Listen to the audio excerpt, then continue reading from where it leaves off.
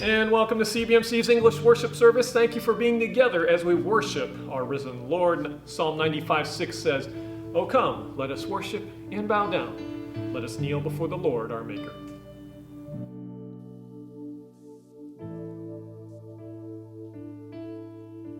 You give life, you are love, you bring light to the darkness, you give hope. You restore every heart that is broken. Great are you, Lord. It's your breath in our lungs, so we pour out our praise. We pour out our praise. It's your breath in our lungs. So we pour out our praise to you only.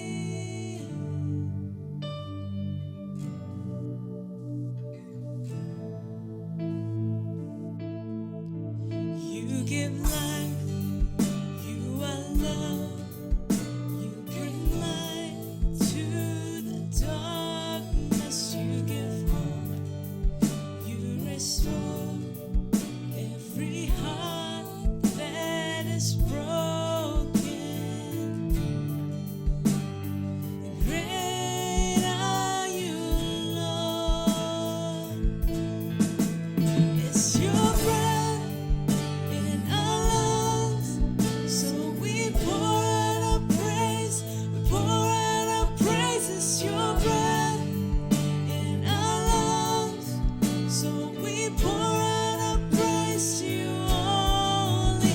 It's your breath in our lungs, so we pour out our praise. We pour out our praise. It's your breath in our lungs, so we pour out our praise to you only.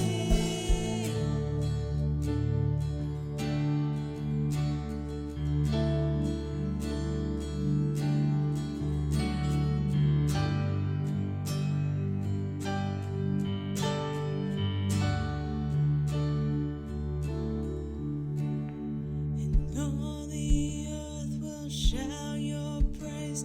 Our hearts will cry, these bones will sing. Great are you, Lord. And all the earth will shout your praise. Our hearts will cry, these bones will sing. Great are you, Lord. And all the earth will shout your praise. Our hearts will cry, these bones will sing. Great are you, Lord. It's your breath in our lungs, so we pour out our praise. We pour out our praise. It's your breath in our lungs, so we pour out our praise to you only. It's your breath in our lungs, so we pour out our praise. We pour out our praise. It's your breath in our lungs, so we pour out our praise to you only.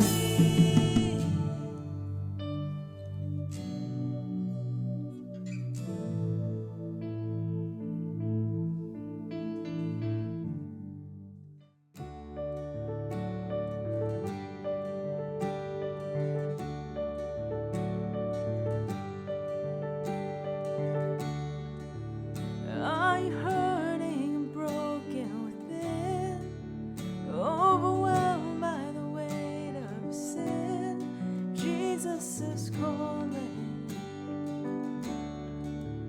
Have you come to the end of yourself? Do you thirst for a drink from the well? Jesus is calling. Oh, come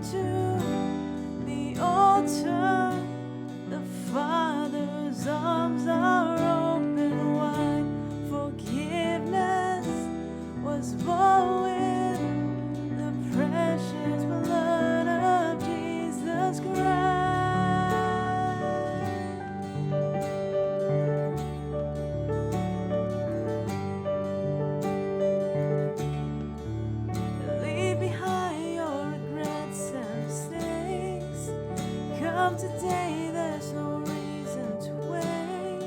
Jesus is calling. Bring sorrows and trade them for joy.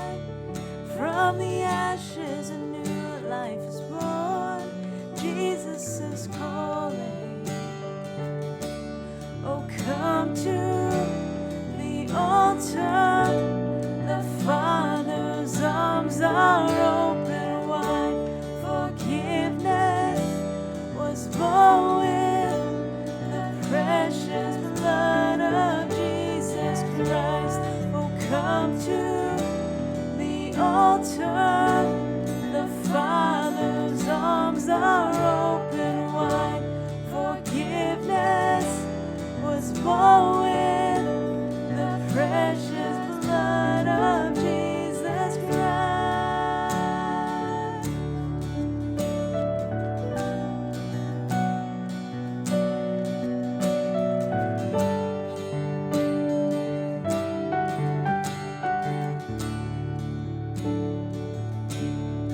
Oh, what a Savior! Isn't He wonderful? Sing hallelujah, Christ is risen. Bow down before Him, for He is Lord of all. Sing hallelujah, Christ is risen. Oh, what a Savior! Isn't He wonderful? Sing hallelujah,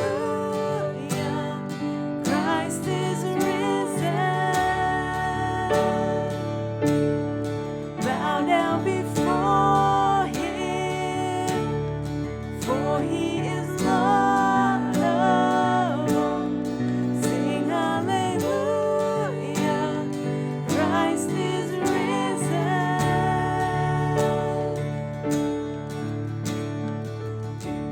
Oh, come to the altar. The Father's arms are open wide. Forgiveness was bought with the precious blood of Jesus Christ. Oh, come to the altar. The Father's arms are open wide. Forgiveness was bought with the precious blood of Jesus Christ.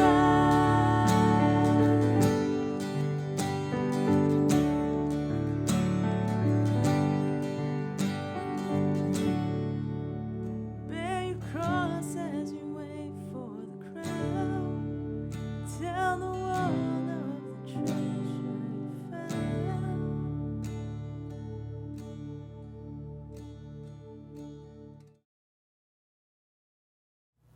Our announcements are on en.cbmcla.org/bulletin. Today we're continuing our all-church campaign called Together We Worship, and our goal is for people to gather together to worship again, whether through the live service or through Zoom with your small group. So if you're watching alone, contact your small group leader right now to see when they're actually watching together. Because throughout this online sermon, we're going to have breaks where you're going to pause the video and discuss a question with your small group. Also, we've canceled our vaccination today due to the CDC's recommended pause of the Johnson & Johnson vaccine. Instead, here's our latest offering. CCHC will now offer the Moderna 2-shot vaccine. Our dates are going to be changed. The first date is Sunday, April 25th. The second date is going to be Sunday, May 23rd. The deadline to sign up is this coming Friday, April 23rd, and the location is still the same at the church parking lot. The sign-up link is on the digital bulletin. Let's affirm our belief in the scriptures now. Read this aloud with me, Jeremiah 15:16. Your words were found, and I ate them, and your words became to me a joy and the delight of my heart. For I am called by your name, O Lord, God of hosts. Let's pray. Lord, we treasure your words, and they are life to us. May we live by your scriptures. May they bring delight to our souls. May you feed us now. In Jesus' name we pray. Amen. JFK once said, "I firmly believe that as much as I was shaped by anything, so I was shaped by World War II. The war made us." During the war, Kennedy was the captain of a small but fast torpedo boat in the South Pacific. Kennedy arrived in the Solomon Islands in the spring of 1943 and took command of a 56-ton attack boat, PT-109. He liked his 12-man crew. They were shot at and they fired back, but steered clear of major incident. Until a hot, starless night that August. Out on a routine mission, Kennedy had his vessel idling in open water when a Japanese destroyer emerged out of the darkness, racing at 40 knots, and split his boat in half.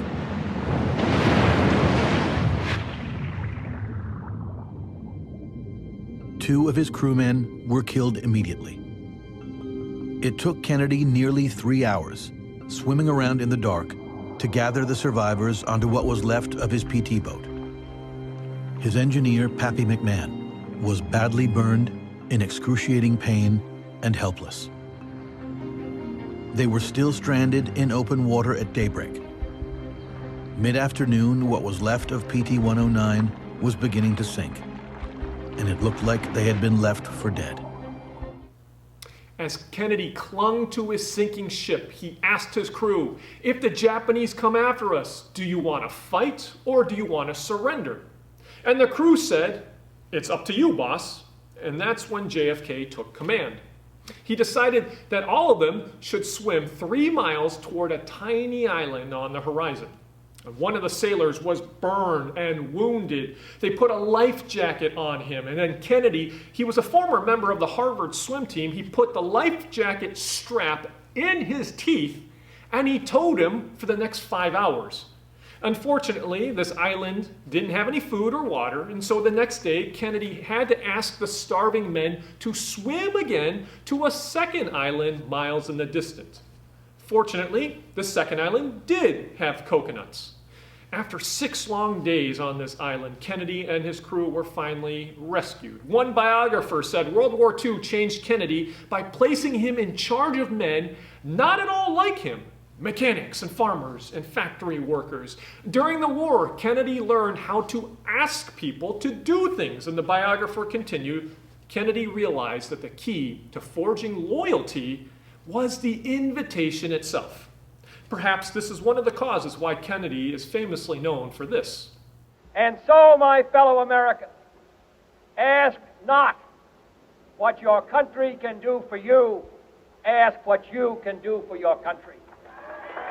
We're discussing what rebuilding the church will look like when we decide to reopen, and it looks like it's going to be sooner rather than later. And the book of Nehemiah will address many issues connected to rebuilding. Today is going to be a case study in Nehemiah on how to make the ask. Making the ask is a phrase. It's used in leadership, it's used in fundraising, sales, even dating relationships. We wouldn't call it that. You've seen a problem. You've provided a solution. You've made your pitch. But it's not done until you make the ask. Can I count on you to lead this project? Some of us are so uncomfortable asking anything from anyone. I was raised in a family to not ask for too many things. And then God called me into a position where I have to ask a lot of things from a lot of people, and it's still uncomfortable. Maybe you're a woman in the workplace and now asking, it's a real issue for your career. Because when a man asks, it's received one way. When a woman asks, it's received a different way. How do you make the ask?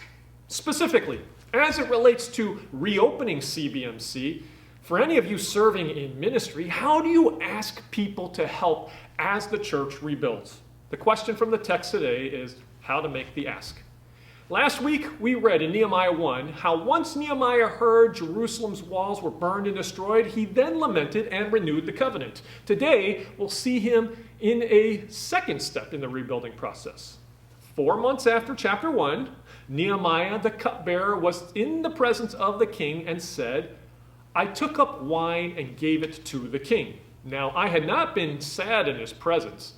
And the king said to me, Why is your face sad, seeing that you are not sick? Then I was very much afraid. I said to the king, Let the king live forever.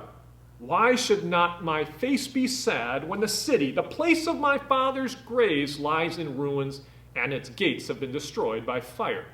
Then the king said to me, What are you requesting? If the most powerful person on earth asked you, What are you requesting? How would you reply? You're going to see 7 different tips from Nehemiah on how to make the ask. And if you're a leader, you may find a few of these helpful. We'll have to go through them quickly, but before we do, here's your small group question. Discuss this right now. What was the biggest thing you've ever asked for at school or at work or in your family? And what happened after you asked? Hit pause and answer this question.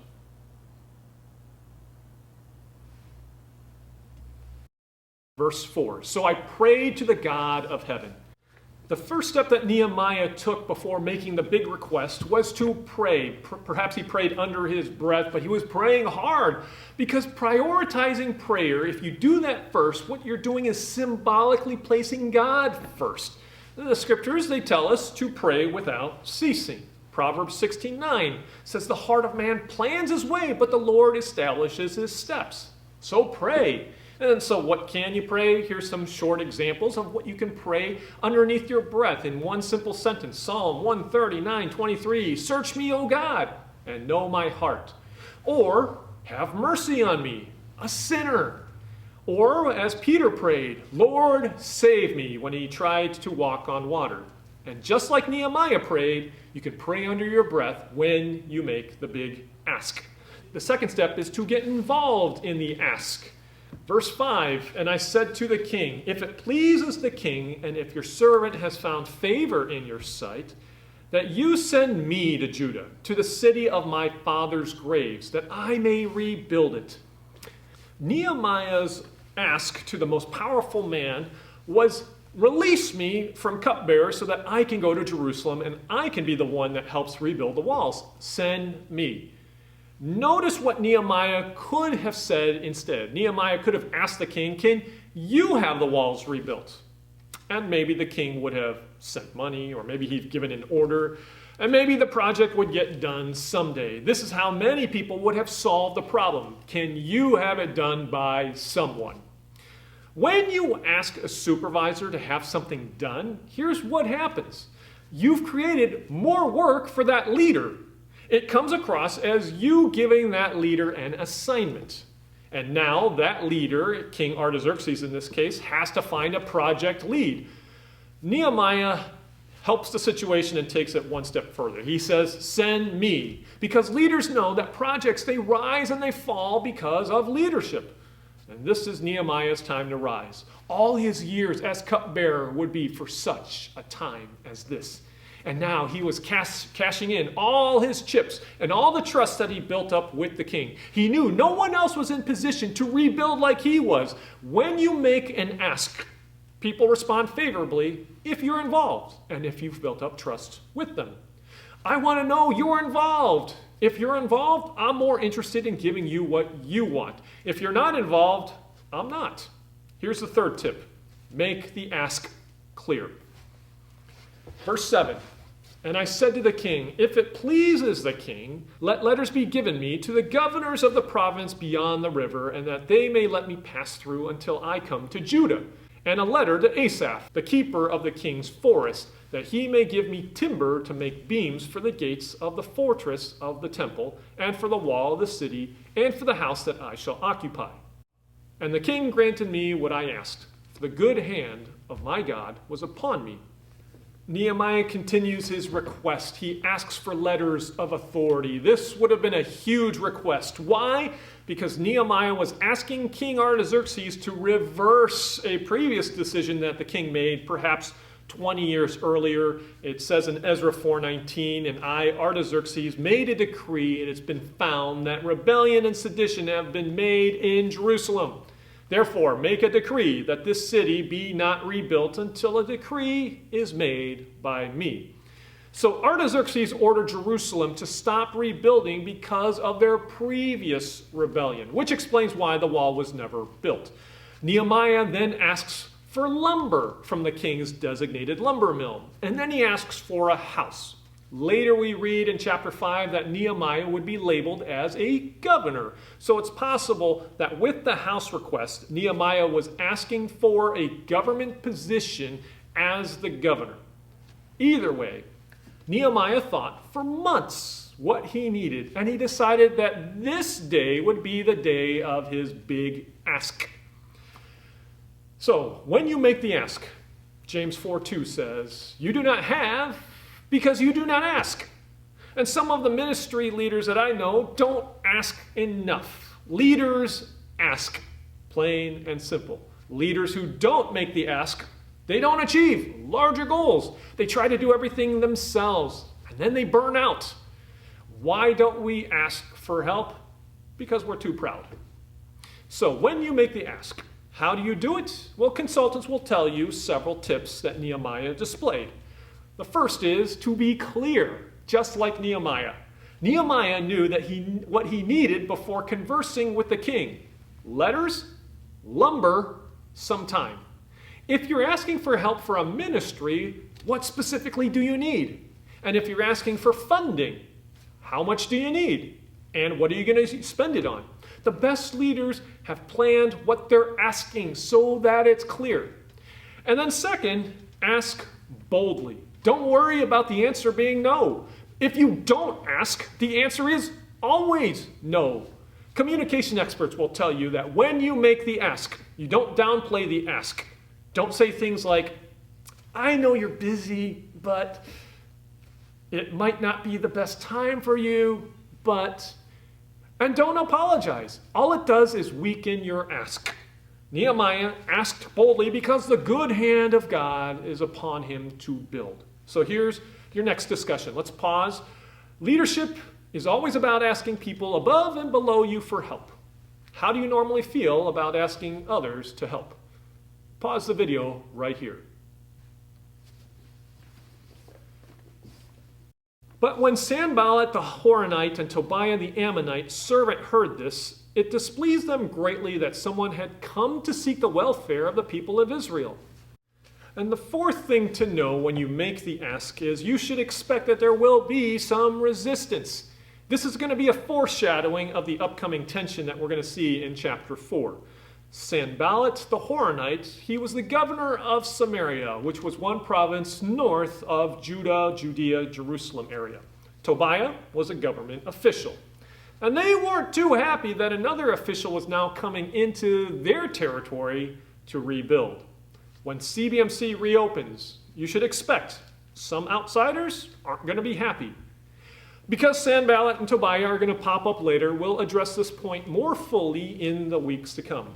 For now, just don't be surprised that there's going to be conflict after you make a big request. Now let's jump to point 5. Identify with the people you ask. Nehemiah arrives in Jerusalem and then observes the conditions of the walls. After a few days, he gathers the city together. Let's read in verse 17. And then I said to them, you see the trouble we are in, how Jerusalem lies in ruins with its gates burned. The fifth tip is to identify with the people you ask. First, Nehemiah made an ask to the king with whom he had a relationship. Now he would make an ask to the people of Jerusalem with whom he did not have a relationship. Well, what did he do to gain favor? Nehemiah speaks in the first person plural. You see the trouble we are in. He identifies with Jerusalem, even though he's never lived there. Jerusalem's disgrace was his disgrace, even though Nehemiah himself was an ultra-successful cupbearer. And for good measure, Nehemiah throws in a pain point here. The ask is about the wall, but the sell is about the pain of disgrace. Those of you in sales, you know that you're not just selling a product, you're selling the solution to someone's pain point. Netflix beat Blockbuster because it sold DVD rentals without the hassle of going to a store and without the pain point of late fees. That's what helps. John Maxwell said, when you're considering whether to follow a leader, people really ask three main questions. Does she care for me? Can she help me? Can I trust her? And notice those questions are answered if people know you identify with them, like Nehemiah did. Peter Drucker, the management expert, wrote, executives were all over the map when it came to personalities.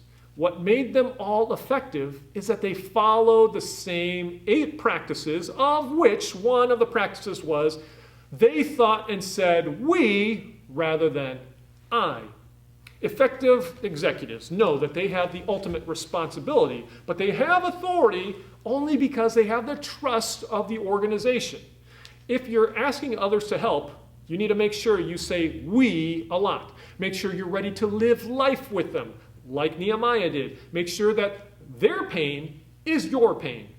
Let's discuss again a small group question.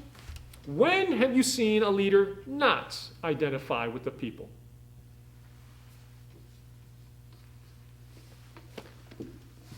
Come, let us build the wall of Jerusalem that we may no longer suffer derision. And how is Nehemiah making the ask here? Well, he's asking for work to be done, and the ask is actionable. Build the wall. Leaders know what it is that they want from people. Don't waste their time meandering around the subject. Again, Nehemiah knows what the request and the goals are. Followers should not have to guess what they need to do. It's incredibly frustrating for people to say yes to a request, but then not know what to do. They should know the next step due to your communication. And the last tip on asking is make the request about God's work. Verse 18, and I told them of the hand of my God that had been upon me for good, and also of the words that the king had spoken to me. And they said, let us rise up and build. So they strengthened their hands for the good work. Leadership is about God's glory, not man's glory.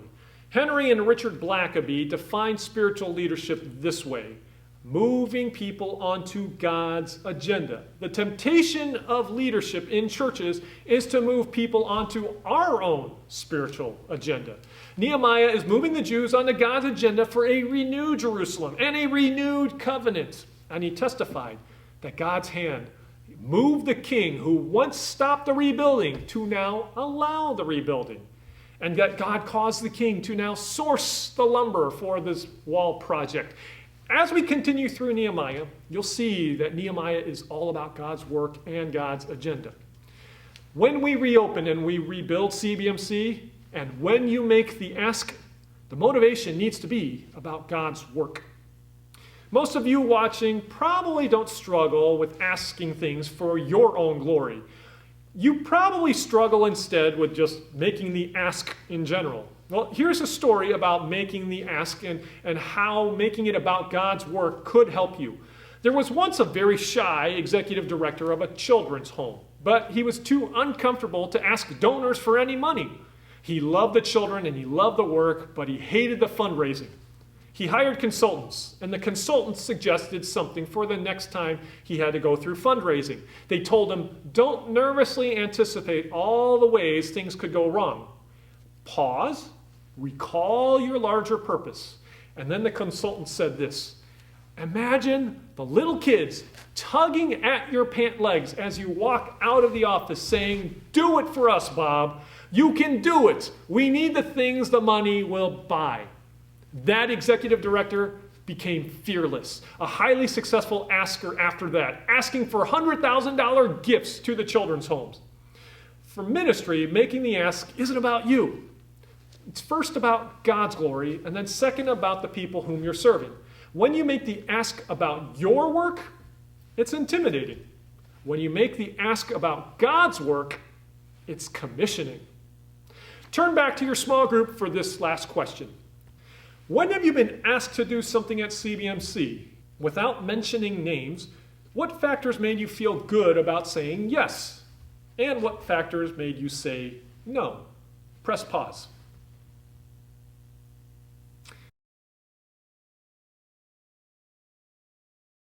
for the great majority of people, making the ask is incredibly difficult, and we get it. As our church reopens, we're going to be asking lots of people to do things, and we need everyone to understand how to make the ask. What are the best ways to do it? And hopefully you've caught a tip here or there. Let's pray. Lord Jesus, we want to ask people to rebuild for your glory, that this is your church, your body. God, we pray we would be honorable in when we make the ask of people, that we ourselves would get involved like Nehemiah did. May you call us to help out and to serve in any way that you deem fit. And we pray this in Jesus' name. Amen.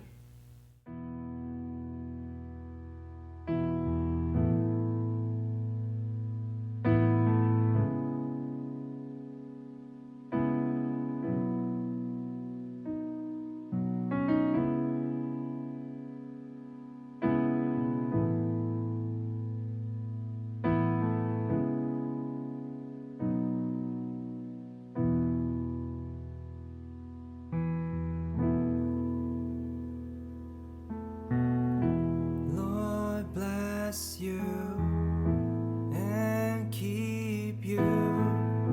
Make his face shine upon you. Be gracious to you.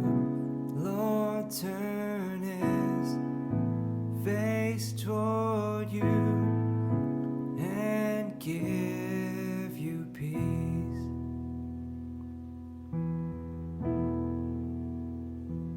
The Lord bless you and keep you. Make his face shine upon you. Be gracious to you. Lord turn his face toward you and give you peace.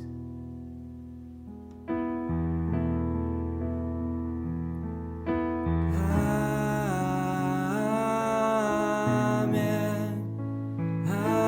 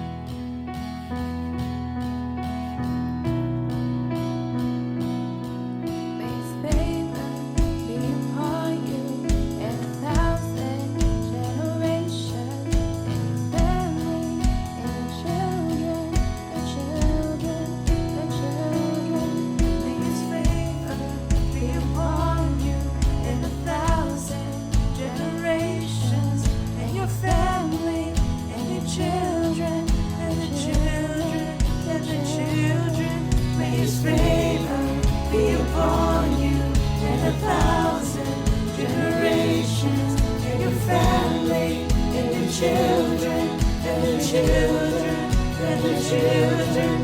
May His presence go before you, and behind you, and beside you, all around you, and within you.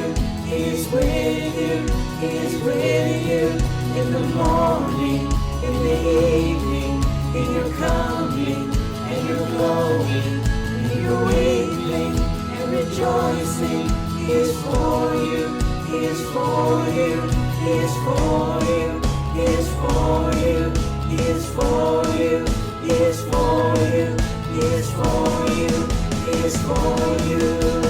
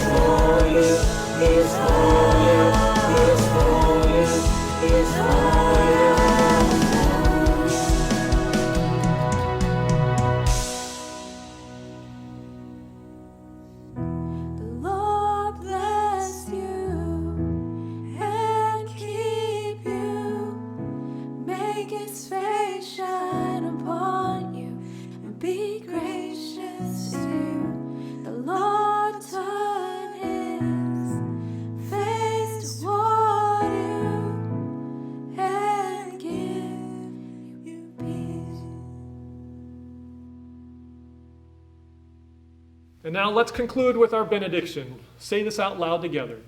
Now to Him who is able to do far more abundantly than all that we ask or think, according to the power at work within us, to Him be glory in the church and in Christ Jesus throughout all generations forever and ever. Amen. Well, thank you for joining us in Together We Worship, and don't leave yet. There's a final small group question to conclude your worship time, and then your small group leaders will also close out your time together. But here's your discussion question. Some people serve in an area because of talent, and some people serve in an area because it causes them pain when nothing's being done. If we reopen, which ministry's absence would cause you the most pain if it couldn't relaunch?